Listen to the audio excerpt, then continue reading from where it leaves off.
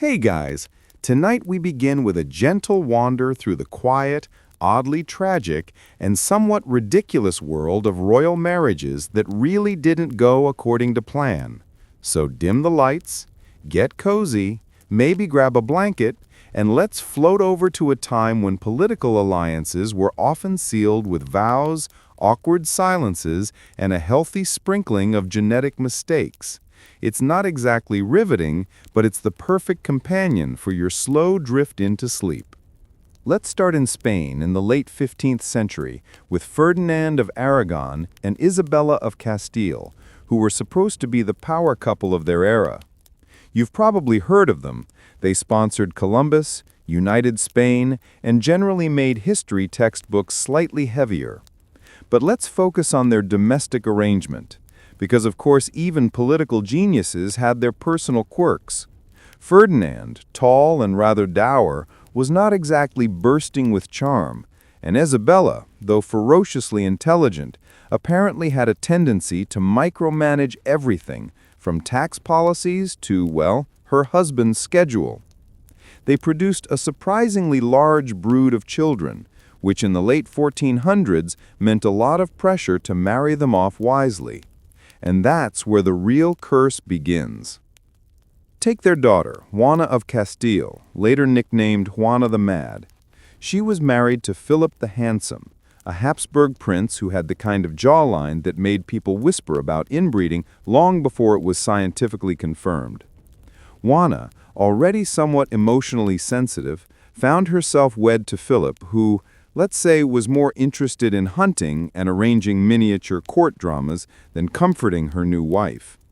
Their marriage produced 6 children, which would normally be an unremarkable fact in royal chronicles, except that Juana gradually sank into deep melancholia, or what later historians politely call mental instability.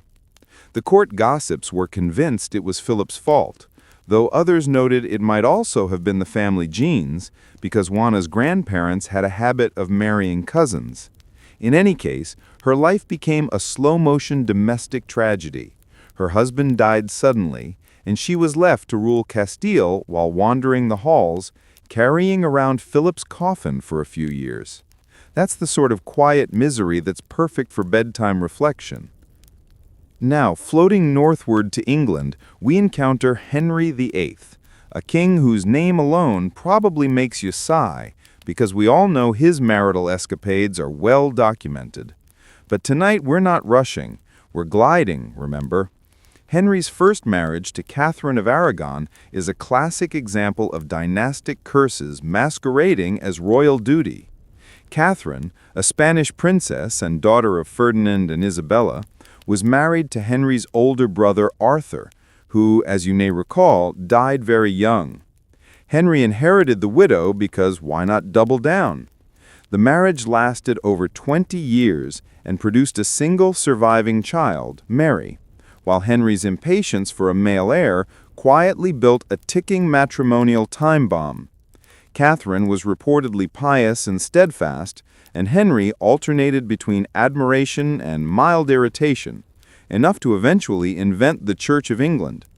But what makes it interesting is the cascade of consequences.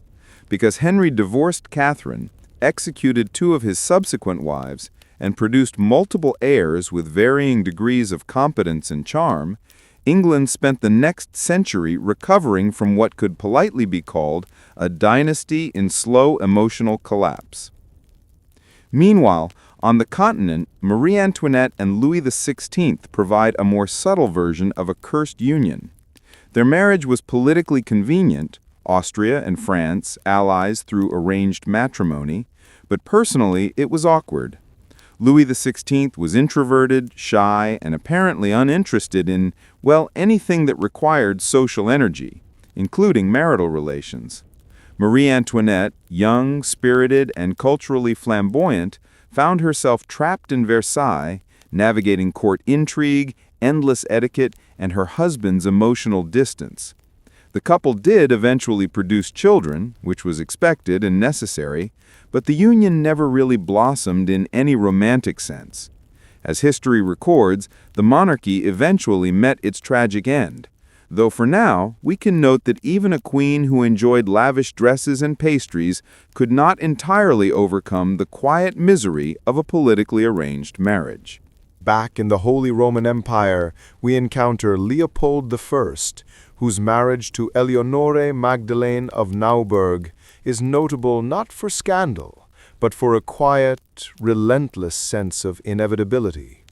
They had many children, as was typical, but the pressure to produce heirs meant constant pregnancies, court tensions, and a kind of marital exhaustion that historians rarely dwell on. It's a different shade of cursed, not dramatic, not scandalous, just an endless cycle of duty, childbirth, and the subtle erosion of personal happiness. And then there's Charles II of Spain, who deserves a slow, almost hypnotic recounting. Born into generations of Habsburg intermarriage, Charles was physically frail, mentally challenged, and generally considered a cautionary tale of what happens when dynastic obsession overrides common sense. His marriage to Marie-Louise of Orléans was, by all accounts, uneventful in the romantic sense, though again, producing heirs was complicated by both health and genetics. Charles's life is less about personal scandal and more about the quiet tragedy of inherited misfortune. A royal doomed by family tradition, which makes for excellent, sleep-friendly storytelling. Now, let's drift briefly to Scandinavia, where Christian VII of Denmark offers a mix of personal misfortune and marital strain. Married to Caroline Matilda of Great Britain, Christian VII suffered from mental illness, reportedly paranoia, and a peculiar disinterest in courtly duties. Caroline Matilda, young and enthusiastic at first, found herself caught in a web of intrigue, eventually involved in an affair that, predictably, scandalized the court and led to exile and imprisonment. The marriage, from a historical perspective, is a reminder that political alliances rarely account for human temperaments, and that even royalty can experience quiet misery in elegant palaces. Returning to France, Louis XIV, the Sun King, married Maria Theresa of Spain, a union that was supposed to cement peace after decades of conflict. Maria Theresa arrived in France fully expecting to be a dutiful queen, and Louis, at first polite and ceremonious, eventually found her rather subdued compared to his expectations for drama and romance. They had children, which was the primary objective, but the marriage was largely formal, a reminder that the grandiosity of Versailles could not conjure warmth where political necessity reigned. If we glance over to the Russian courts, Ivan the Terrible's marital life is a different flavor of cursed. Ivan VIII had multiple wives, some of whom met untimely deaths, whether by political execution or misfortune, and the psychological strain on both ruler and consort was immense. These marriages often ended in quiet terror rather than drama, but for our purposes they fit neatly into the category of slow, unavoidable historical misery. Unions formed for political advantage, producing heirs or alliances, and leaving everyone involved emotionally exhausted. So far, we've floated from Spain to England, France to Russia, and back through the Holy Roman Empire, noting that, in almost every case, royal marriages were less about personal happiness and more about strategy, genetics, and the faint hope that children would survive into adulthood. There's a consistent pattern: political advantage first, emotional satisfaction rarely ever. And when dynastic inbreeding, personality clashes, where sheer bad luck entered the picture, the results were almost always quietly tragic, perfect for late-night contemplation. Before we pause for the night, let's linger on Catherine de' Medici and Henry II of France, a pairing that demonstrates just how subtly cursed a royal marriage can be. Catherine, known for her intelligence and political maneuvering, married Henry II, who had a penchant for military affairs and extramarital distractions. The marriage produced children, which was the primary objective, but the marriage was largely formal, a reminder that the grandiosity of Versailles could not conjure warmth where political necessity reigned. Children were born, sometimes healthy, sometimes afflicted by inherited conditions, and the court machinery churned on, indifferent to emotional fallout. For our purposes, this is soothing. Historical catastrophes distant enough from daily life that they lull rather than alarm. We'll continue in the next part with more examples of ill-fated unions, lingering over the European obsession with cousin marriages, the quiet absurdities of courtly expectations, and some cases so bizarre they defy almost any narrative but gentle, sleepy recounting. Until then, let your mind wander through the echoing halls of palaces, imagining polite, duty-bound kings and queens, each trapped in their own elegantly furnished but quietly miserable worlds. All right, let's float gently onward. Still dim lights, still cozy, and continue our journey into the quietly tragic world of royal matrimony. If you thought the first batch of marriages was unfortunate, just wait. This next set introduces a lot more cousin marriages, awkward alliances, and situations that make you wonder if these dynasties occasionally pause to say, maybe we shouldn't. Spoiler, they rarely did. Let's start in Austria with Leopold II and Maria Luisa of Spain, a union that demonstrates the subtle horror of closely related royals trying to produce heirs.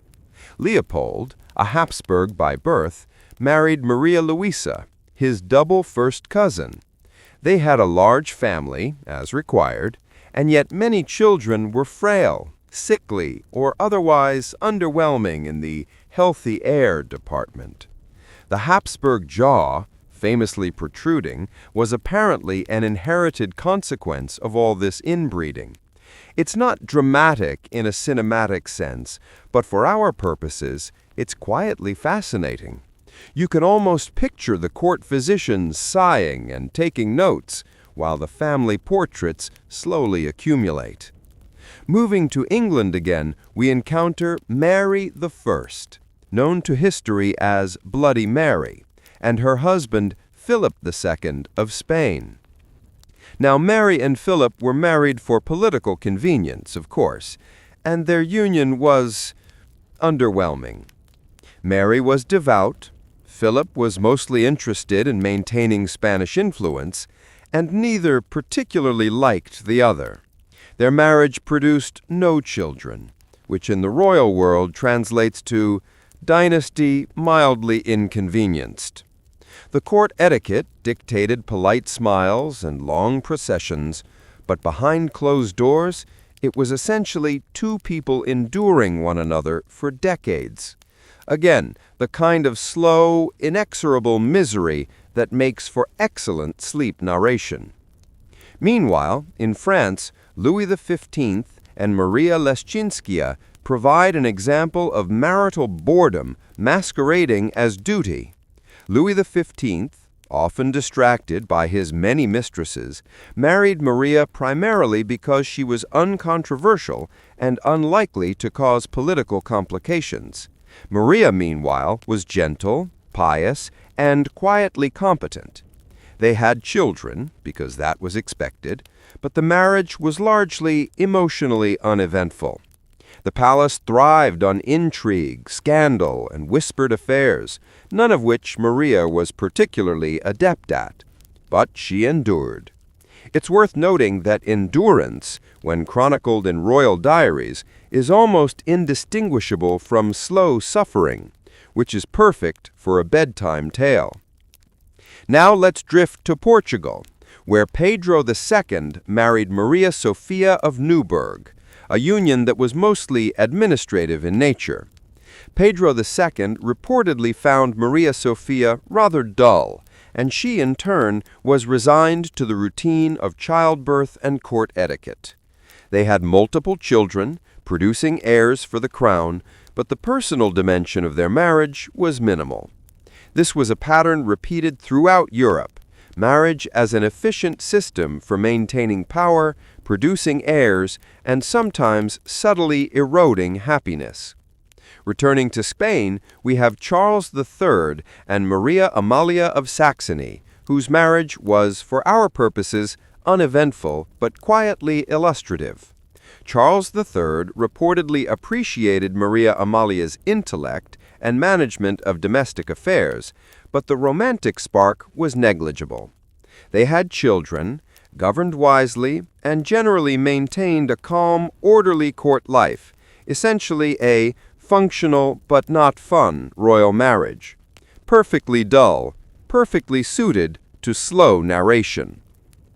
Let's not forget the Italian duchies, where cousin marriages were almost standard practice. Ferdinand I of Tuscany married Christine of Lorraine, his cousin, producing multiple children. Their family portraits demonstrate the predictable mix of genetic similarities and occasional frailty. The marriage itself was administratively successful, but personally neutral, which seems to be the recurring theme.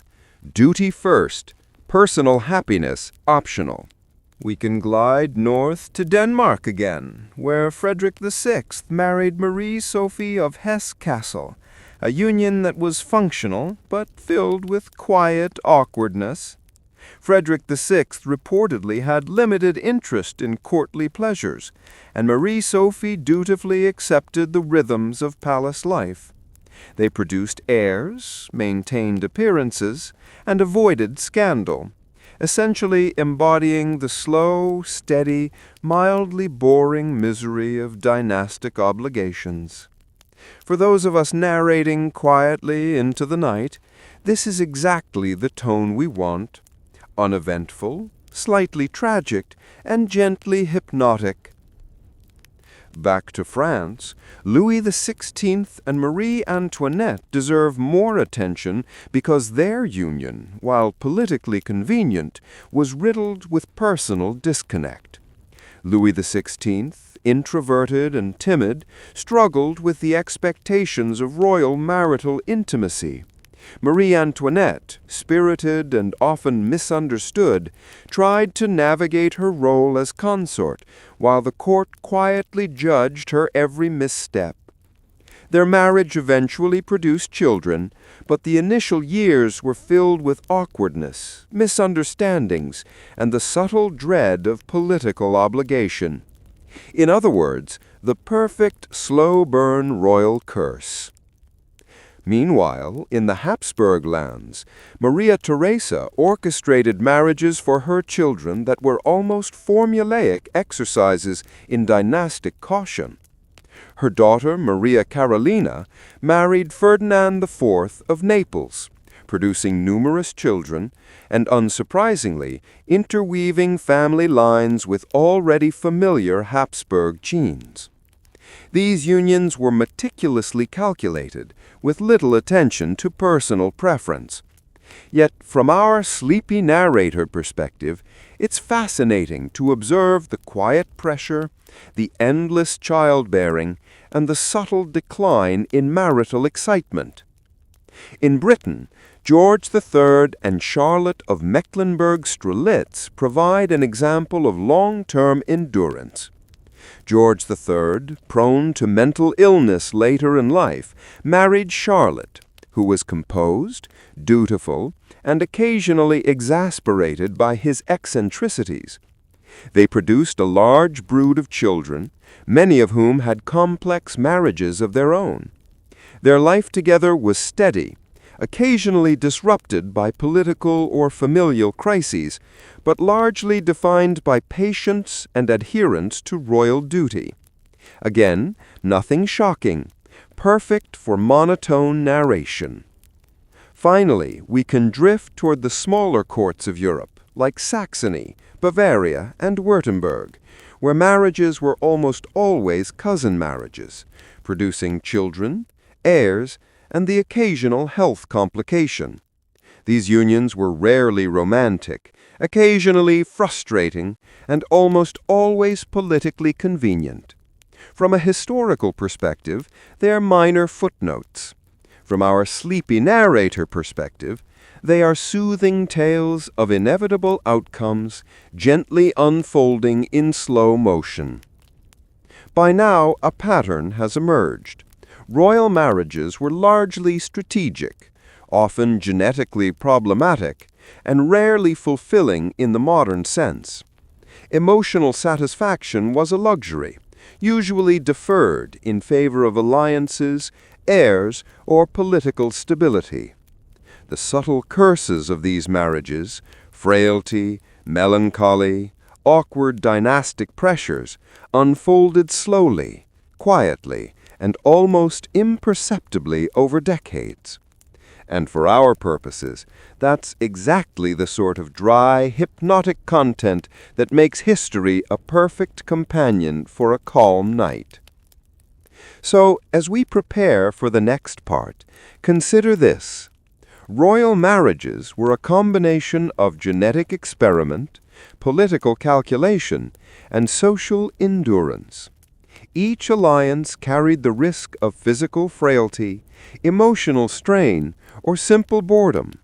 For our late-night meditation, these stories are ideal. Distant, slightly tragic, and gently hypnotic in a way that doesn't disturb the peace. Welcome back, friends, to the softly lit halls of European royalty, where dynastic ambition quietly tramples on personal happiness. By now, you've probably realized that royal marriages often resembled carefully constructed machines, elaborate, functional, and occasionally creaking under the weight of genetics and obligation. Tonight, we'll focus on the more unusual consequences of these arrangements, particularly inbreeding, eccentric behaviors, and heirs who were perhaps less than ideal. Let's start with Charles II of Spain, sometimes referred to as El Hechizado, or the Bewitched. Charles is often cited as the ultimate product of dynastic inbreeding. His parents, Philip IV of Spain and Mariana of Austria, were uncle and niece. This union, not uncommon for the Habsburgs, produced Charles, who had a long list of health problems and physical deformities. He could barely walk without assistance, had significant cognitive impairments, and was unable to father children. His marriage to Maria Anna of Neuburg was politically arranged, but unfortunately, the curse of genetics was far more powerful than any diplomatic advantage. Maria Anna reportedly tried her best, but the marriage remained childless. From a sleep narration perspective, Charles's life is a soothing, tragic meditation. A man trapped by family tradition, political obligation, and inherited misfortune. Drifting slightly north, we encounter George IV of the United Kingdom and Caroline of Brunswick, a union that was arranged entirely for convenience and political appearances. George, charming in theory but indulgent in practice, apparently disliked his bride from the moment they met. Caroline, on the other hand, had little choice and was forced into a marriage that lacked affection or shared interest. The couple had one child, Princess Charlotte, who tragically died young, leaving the royal family scrambling to secure succession.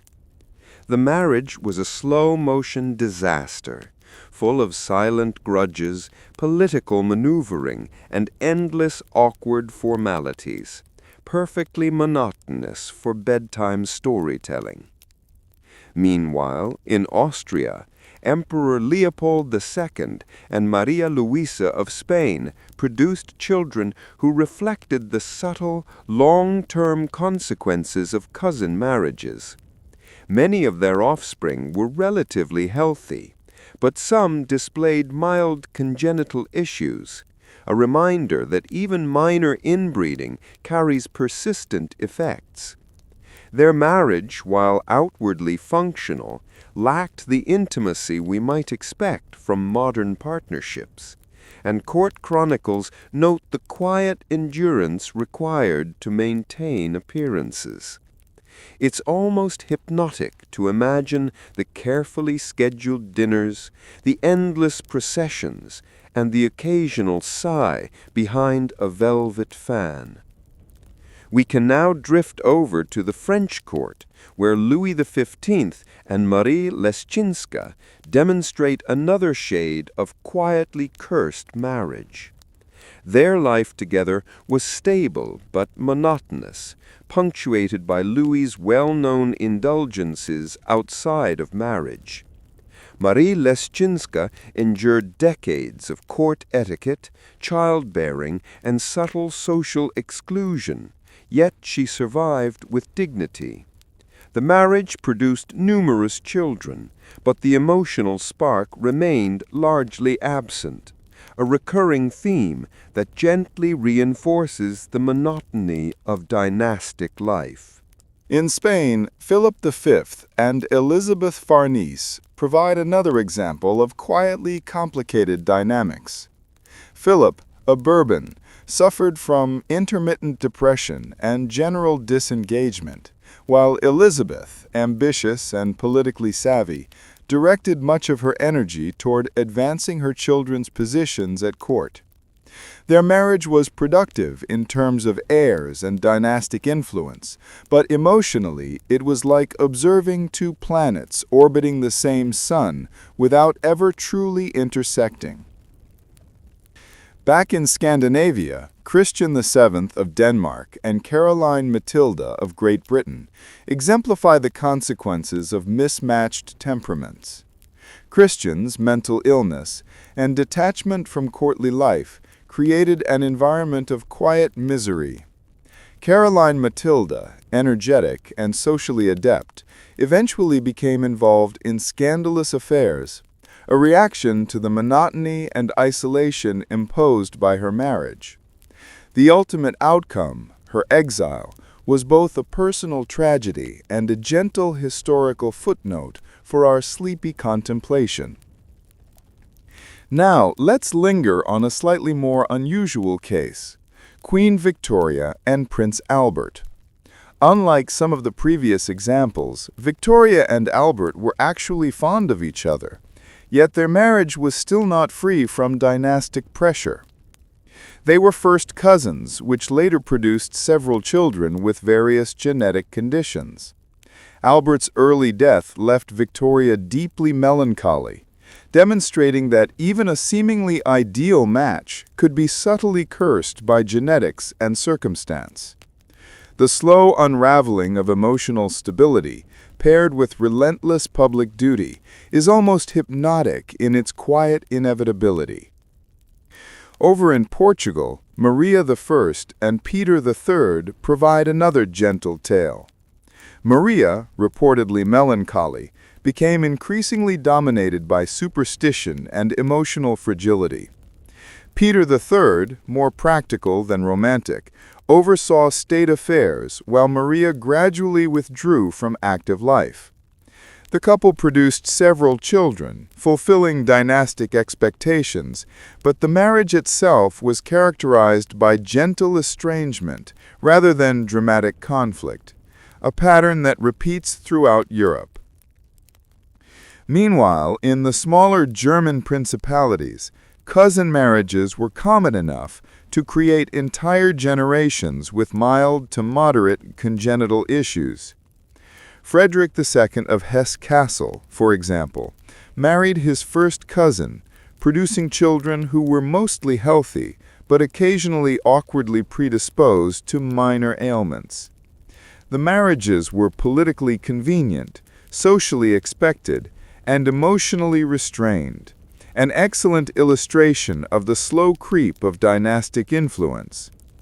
In France, Louis XVI and Marie Antoinette warrant more reflection. Their initial difficulties in producing children created anxiety in the court and among the public, though eventually they had several offspring. The marriage remained emotionally distant, and both partners retreated into separate spheres of interest, Louis XVI with governance and Marie Antoinette with social life and personal hobbies. The combination of political pressure, personal detachment, and eventual revolutionary turmoil creates a quietly tragic tableau, perfect for calm historical rumination. Back in Spain, the marriage of Ferdinand VII and Maria Cristina of the Two Sicilies illustrates yet another example. Ferdinand, inclined toward indulgence and occasional caprice, married Maria Cristina, who endured court life with grace. They had children, fulfilling dynastic expectations, but the marriage was emotionally muted, marked by polite cooperation rather than warmth or intimacy. Finally, let's drift toward the Habsburg-Lorraine lineage, which seems almost tailor-made for our narrative. Francis I and Maria Theresa produced a remarkably large family, many of whom were intermarried with cousins or other European royals. The emotional dimension of these unions was largely subordinate to political strategy and the perpetuation of Habsburg influence. For our purposes, the slow accumulation of minor genetic quirks, quiet domestic routines, and duty-driven endurance makes these stories almost hypnotically soothing. Welcome back to our softly lit journey through Europe's royal courts, where marriages were rarely about affection and often about producing heirs, maintaining alliances, or continuing a carefully curated family line. Tonight, we'll meander through some of the more unusual consequences of dynastic unions, focusing on peculiar habits, physical traits from inbreeding, and the kind of domestic strain that makes palace life endlessly fascinating, if not particularly lively. Let's begin with Charles II of Spain again, because his case is almost textbook for the unintended consequences of repeated cousin marriages. His frailty and deformities were the culmination of generations of intermarriage, producing what historians quietly refer to as the Habsburg jaw. Charles struggled to walk, to speak coherently, and to maintain the obligations of kingship, while his wife, Maria Anna of Neuburg, tried her best to manage a household that was, in essence, a slow-motion circus of misfortune. Their marriage was politically necessary, emotionally muted, and almost hypnotically tragic, a perfect case study for our sleepy contemplation. Drifting north, George III and Charlotte of Mecklenburg-Strelitz offer a slightly different flavor of quiet domestic strain. George, prone to mental illness later in life, imposed subtle burdens on Charlotte, who maintained her composure while raising a large brood of children. Some of their children would later exhibit mild genetic complications, a reminder that even healthy cousin marriages often carried latent consequences. Their marriage was functional, dutiful, and emotionally restrained, ideal for gentle, monotone storytelling. In France, Louis XV's marriages and affairs reveal how monotony and court expectation could coexist. His union with Marie Leschinska, while outwardly polite, was devoid of spark. Louis sought diversion elsewhere, while Marie Leschinska quietly managed domestic affairs and oversaw the upbringing of their children. Their life together was largely uneventful, though the children occasionally reflected subtle quirks from both genetic and environmental influences. The result is a story that is calmingly repetitive, almost lulling in its quiet domestic precision. Now, a brief detour to Austria. Empress Maria Theresa orchestrated marriages for her offspring that could be described as methodical, inevitable, and mildly tragic in hindsight. Her daughter, Maria Carolina, married Ferdinand IV of Naples, producing several children while blending genetic lines carefully but not always ideally. The children sometimes inherited mild health complications, while the marriage itself was politically advantageous but personally mundane. The subtle tension of political expectation against personal contentment creates a quiet rhythm ideal for slow narration. In Spain, Philip V and Elizabeth Farnese provide an interesting study. Philip, intermittently melancholic and generally disengaged, married Elizabeth, who focused her energies on producing heirs and navigating court politics. Their marriage produced several children, but emotional connection remained minimal. Philip occasionally indulged in hobbies or retreats, while Elizabeth managed domestic affairs and dynastic ambitions. The household operated like a well-oiled but quietly strained machine, providing ample material for slow, hypnotic storytelling. Let's begin with Charles II of Spain again, because his case is almost textbook for the unintended consequences of repeated cousin marriages. His frailty and deformities were the culmination of generations of intermarriage, producing what historians quietly refer to as the Habsburg jaw. Charles struggled to walk, to speak coherently, and to maintain the obligations of kingship, while his wife, Maria Anna of Neuburg, tried her best to manage a household that was, in essence, a slow-motion circus of misfortune. Their marriage was politically necessary, emotionally muted, and almost hypnotically tragic, a perfect case study for our sleepy contemplation. Drifting north, George III and Charlotte of Mecklenburg-Strelitz offer a slightly different flavor of quiet domestic strain. George, prone to mental illness later in life, imposed subtle burdens on Charlotte, who maintained her composure while raising a large brood of children. Some of their children would later exhibit mild genetic complications, a reminder that even healthy cousin marriages often carried latent consequences.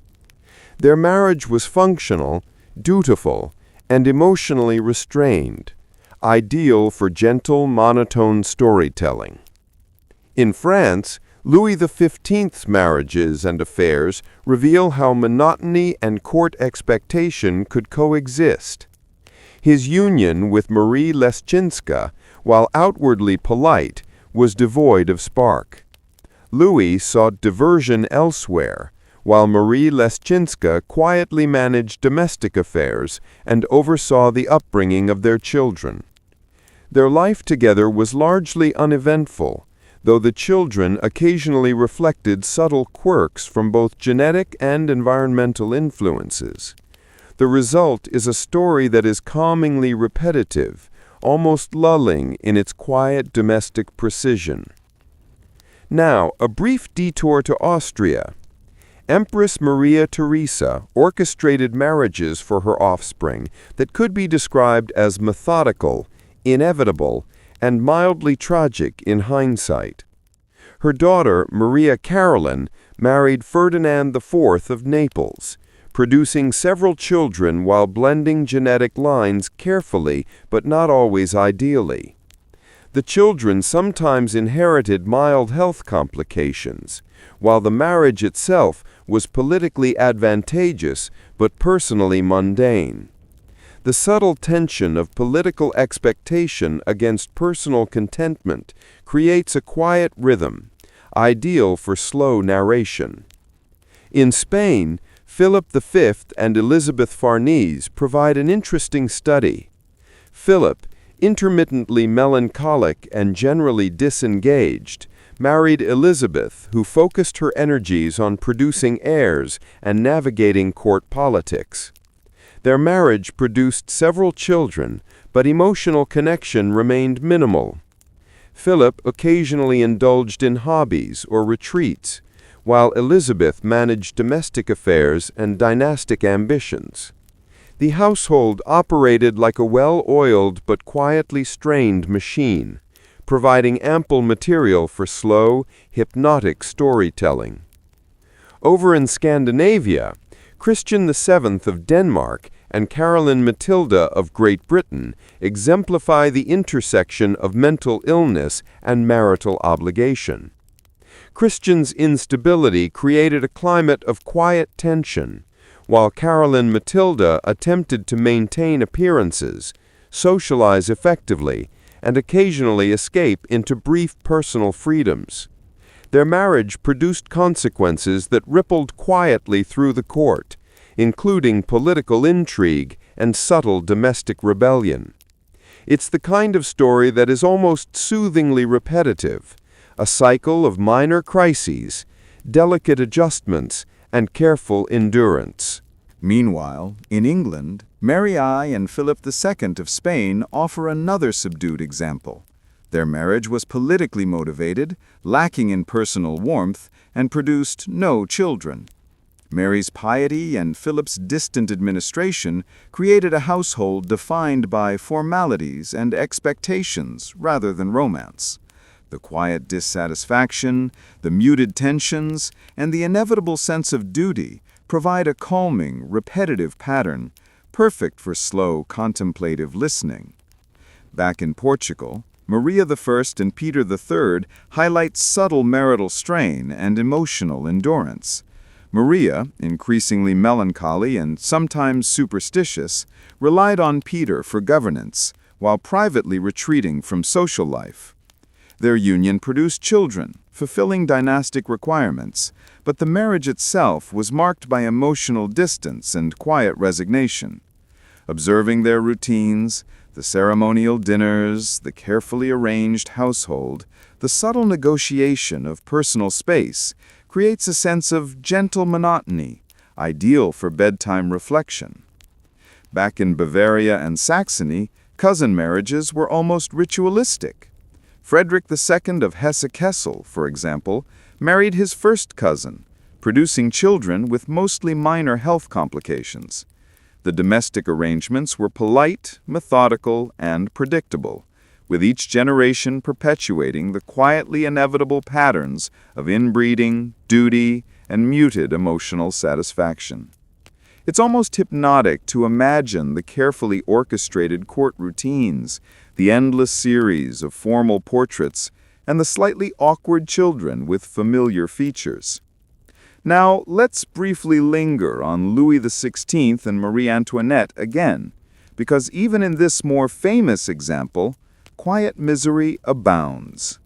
The initial difficulties in producing children caused anxiety, yet eventually they had several offspring. Their marriage remained emotionally distant. Louis focused on governance, Marie Antoinette on courtly social life. The subtle disconnection, combined with public scrutiny and political pressure, created a gently tragic rhythm to daily life at Versailles. It's not shocking, it's not dramatic, it's soothingly inevitable. Returning to Spain, Ferdinand VII and Maria Cristina of the Two Sicilies demonstrate polite endurance. Ferdinand, indulgent and occasionally capricious, relied on Maria Cristina to maintain court order. They produced children, fulfilling dynastic goals, but the marriage itself was characterized by quiet cooperation rather than warmth or passion. The domestic life was orderly, predictable, and slightly melancholy, the perfect sleep-inducing historical vignette. Finally, drifting to the Habsburg-Lorraine dynasty, Francis I and Maria Theresa produced one of Europe's most carefully managed dynasties. Their children intermarried with cousins and other royals, subtly blending traits while sometimes inheriting minor health complications. The marriages were almost entirely strategic, and emotional satisfaction was rarely a priority. Observing these households, the repetitive routines, the ceremonial obligations, and the subtle strain of duty creates a hypnotic, lulling narrative. By now it's clear that royal marriages often combined duty, genetics, and quiet personal sacrifice. Cousin marriages and dynastic pressures ensured that even the most politically advantageous unions carried long-term consequences, from frailty to minor eccentricities to slow emotional distance. And yet, despite these curses, life went on. Children were born, alliances were maintained, and the machinery of monarchy continued to turn, slowly, predictably, and almost hypnotically. Let's start with Ivan IV of Russia, better known as Ivan the Terrible. His marital life was a slow-motion disaster, a series of unions marked by tragedy and misfortune. Ivan married multiple wives, many of whom met untimely ends, sometimes through political maneuvering, sometimes through accidents. His first wife, Anastasia Romanovna, reportedly suffered from the stress of managing his temper and the constant intrigues of the court. Subsequent marriages produced a variety of outcomes, from unstable children to subtle dynastic complications. The story here is not horror, it's a kind of quietly unsettling pattern of repeated misfortune, the kind that gently lulls you into contemplative thought. Drifting west, Charles II of Spain remains a quietly tragic example. His marriage to Maria Anna of Neuburg, while politically expedient, produced no children due to his inherited frailty and incapacity. Generations of inbreeding ensured that his physical and cognitive limitations were profound, yet the court continued its routine: ceremonial events, portraits, and the endless documentation of dynastic expectation. The hypnotic aspect of Charles's life is the quiet inevitability of misfortune, with no dramatic explosions, only slow, meticulous endurance. In France, Louis XV's numerous affairs contrasted sharply with his stable yet emotionally flat marriage to Marie Lischinska. Marie, dutiful and calm, endured decades of court etiquette, ceremonial appearances, and subtle social exclusion while raising their children. Louis XV, meanwhile, indulged in personal pleasures, generating quiet tension but little overt drama. For bedtime purposes, the repetition of polite endurance and minor frustrations is soothing, a rhythm of human behavior in aristocratic form. Over in Austria, Maria Theresa's orchestration of marriages for her children produced multiple unusual cases. Her daughter, Maria Carolina, married Ferdinand IV of Naples, producing heirs and maintaining dynastic alliances, yet subtle eccentricities in the children, sometimes minor deformities, sometimes peculiar habits, reflect the long-term consequences of strategic inbreeding. The couple's daily routines were meticulously organized, quietly predictable, and ideal for slow, sleep-friendly storytelling. Meanwhile, George IV and Caroline of Brunswick in England illustrate quiet personal misalignment. George disliked Caroline almost immediately, and Caroline had little recourse but to tolerate a politically arranged and emotionally unsatisfying union. Their one child, Princess Charlotte, tragically died young, producing more dynastic complications and domestic tension. The court managed these matters with ceremonial care, creating a rhythm of social obligations and minor miseries that almost lulls you into calm reflection. Now, a subtly amusing case, Ferdinand VIII of Spain and Maria Cristina of the Two Sicilies. Ferdinand, indulgent and occasionally capricious, paired with Maria Cristina, who dutifully managed court life and children. Their marriage produced heirs, fulfilled political obligations, and maintained appearances, but emotional warmth was minimal. Observing the daily rituals of their household, the formal dinners, official ceremonies, and quiet negotiation of personal space offers a kind of hypnotic, almost meditative insight into royal life. Back in Russia, Peter the Great's marriages are worth noting. His first wife, Eudoxia Lopukina, suffered quietly under his relentless reforms and distant attention. Peter's second wife, Catherine I, fared slightly better, though their union was politically calculated and emotionally functional rather than romantic. The combination of eccentric personalities, dynastic pressure, and the subtle psychological strain of court life created outcomes that were quietly unusual. Children, alliances, and domestic routines all tinged with minor complications. In Germany, Frederick II of Hesse-Kassel married his first cousin, producing children who sometimes displayed minor hereditary quirks. Their domestic life was orderly, predictable, and largely uneventful. Yet the subtle strain of duty, the repetition of ceremonial appearances, and the occasional awkward family trait form a hypnotic pattern for storytelling. There's almost something soothing in observing this slow-motion perpetuation of dynastic norms. Let's pause briefly in France to revisit Louis XVI and Marie Antoinette, whose marriage, though famous, was quietly peculiar. The couple struggled with producing heirs initially, causing subtle anxiety within the court. Eventually, they had children, but emotional intimacy remained elusive. Louis XVI focused on governance, Marie Antoinette on social engagements, and together they navigated the repetitive, ritualized existence of Versailles. The monotony and quiet strain of their daily lives provide ideal fodder for sleep-inducing narrative. Over in Spain, Philip V and Elizabeth Farnese demonstrate similar patterns. Philip, sometimes melancholic and withdrawn, married Elizabeth, whose ambitions centered on producing heirs and navigating court politics. Their marriage was productive, but emotionally distant, resulting in subtle domestic tension and gently unfolding consequences for their children. The household routine, the formal meals, the child-rearing, the ceremonial appearances, creates a hypnotic rhythm that is ideal for slow narration. Finally, let's drift once more to Austria and the Habsburg-Lorraine dynasty. Francis I and Maria Theresa produced a large family, carefully intermarried with cousins and other European royals. The subtle genetic consequences, combined with strict social expectations, created households defined by quiet endurance, repetitive duties, and occasional minor eccentricities.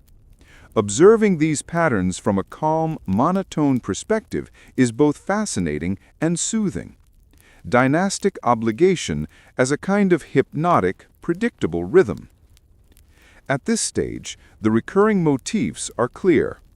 Royal marriages were rarely about romance, frequently involved cousin marriages or politically motivated pairings, and often carried subtle but persistent consequences, physical, emotional, and social. Domestic routines were meticulously organized, ceremonial obligations were constant, and heirs were produced with a sense of quiet inevitability. For our purposes, these stories are perfect for lulling the mind, distant, slightly tragic, and gently amusing without ever becoming dramatic. Let's begin with Charles II of Spain, whose marriage to Maria Anna of Neuburg ended childless. The failure of this union didn't just affect their immediate lives, it cast a shadow over the entire Spanish succession, ultimately contributing to the War of Spanish Succession. The monarchy, already weakened by generations of inbreeding, struggled to find an heir who was both healthy and politically acceptable. It's a quietly tragic example of how dynastic obsession can ripple outward, slowly reshaping nations while producing almost no drama at the personal level, ideal for sleepy contemplation. Moving north, George III and Charlotte of Mecklenburg-Strelitz illustrate a similar, gently repetitive pattern. Their many children, some of whom carried minor genetic issues due to cousin marriages, were arranged in politically convenient matches across Europe. The court maintained appearances, the family endured duties, and the cycle of dynastic strategy continued, generation after generation. The quiet predictability of these marriages, the subtle strain of duty, and the occasional eccentricities of heirs make for hypnotic storytelling. In France, the descendants of Louis XV and Marie Leschinska continued the tradition of calculated alliances. Their grandchildren and great-grandchildren intermarried with cousins and other European royalty, producing subtle hereditary quirks, sometimes frail health, and the occasional eccentric personality. The marriages themselves, mostly arranged for political convenience, were emotionally muted. Observing these patterns from a calm, monotone perspective reveals the long arc of quiet dynastic persistence, children produced, heirs arranged, minor miseries endured, all in a hypnotic, gently repetitive rhythm. Over in Austria, Maria Theresa's children followed carefully orchestrated paths. Her daughter, Maria Carolina, married to Ferdinand IV of Naples, bore children who continued the pattern of intermarriage and minor hereditary issues. The court machinery continued, ceremonial duties, child-rearing, subtle personality clashes, and quiet endurance. Across Europe, dynasties quietly perpetuated these patterns, producing households that were orderly, predictable, and slightly melancholic, perfect for a slow bedtime narrative. Spain provides another example with Ferdinand VIII and Maria Cristina of the Two Sicilies. Their children, while politically useful, sometimes inherited minor quirks or predispositions, continuing the cycle of dynastic caution. The marriage itself remained emotionally subdued, and the household rhythm, formal dinners, ceremonial appearances, domestic management, continued with a quiet, hypnotic regularity. This repetition, while mundane, perfectly illustrates the long-term consequences of politically motivated unions.